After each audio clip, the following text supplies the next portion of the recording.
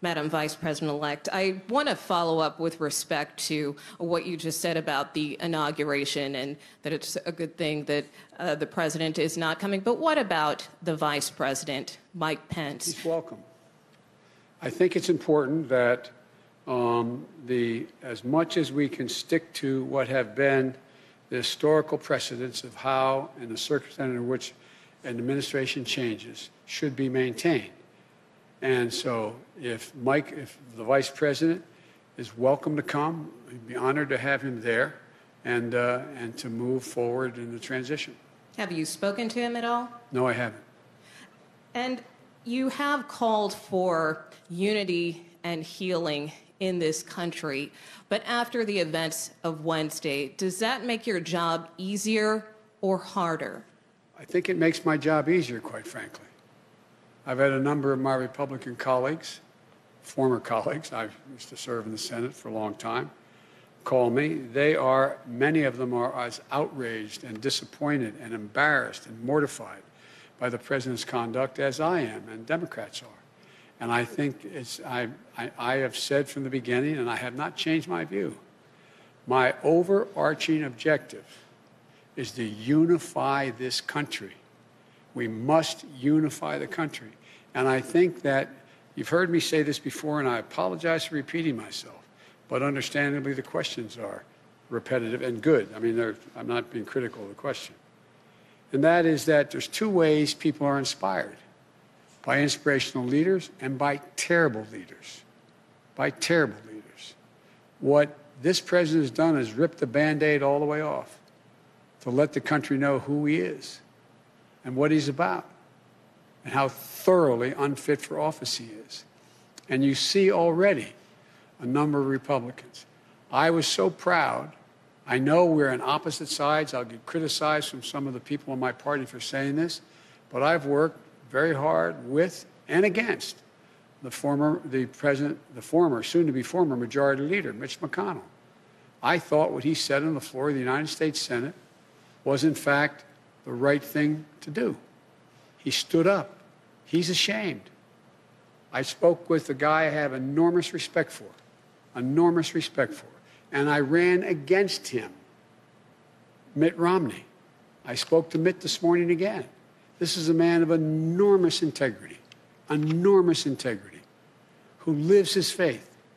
There are so many more, but there's others who should be ashamed of themselves.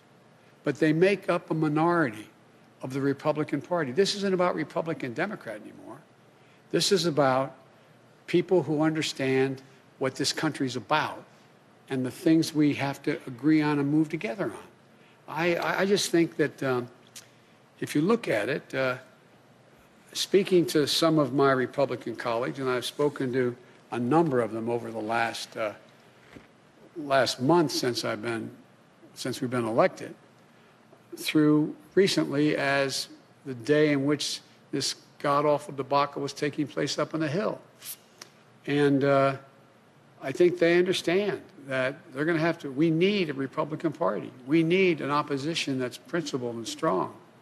And I think you're going to see them going through this idea of what constitutes a Republican Party. And to hear some of my colleagues, Republican colleagues, talk about how shameful it is of the way Ted Cruz and others are dealing with this, how they're responsible as well for what happened. Do you think some of them should resign? Should Senator Cruz or Senator Hawley resign? I think they should be just flat beaten the next time they run. I think the American public has a real good, clear look at who they are. They're part of the big lie, the big lie. I was being reminded by a friend of mine, and maybe you were with me, I can't recall, when we were told that, Goebbels in The Great Lie, you keep repeating the lie, repeating the lie. Well, there was a print that when Dresden was bombed, firebombed, there were 250 people that were killed. Or was it 2,500 people were killed? And Goebbels said, no, 25,000 or 250,000 were killed. And our papers printed that. Our papers printed it. It's the big lie.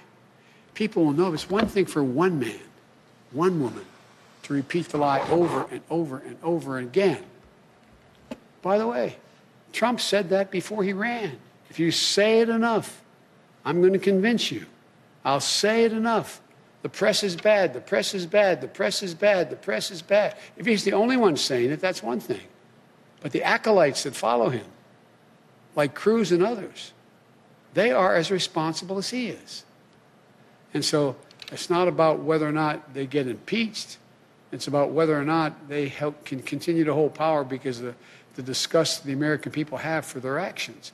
There are decent people out there who actually believe these lies because they've heard it again and again. I was with a friend of mine who's a medical doctor telling me that his neighbor said to him, he lives in another state, his neighbor's a good person, said, but you know, doc, this is true. There's a lot of chicanery that went on in this election.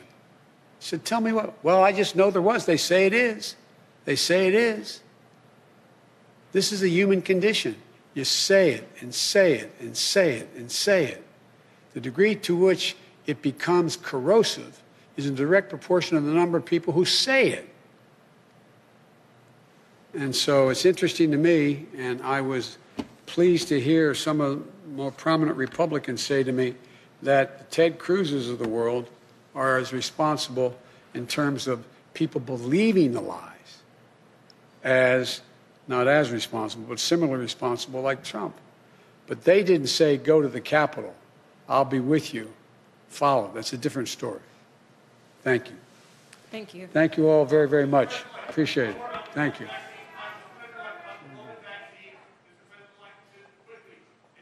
All the available doses, can you guarantee that everybody can get their second shot on time?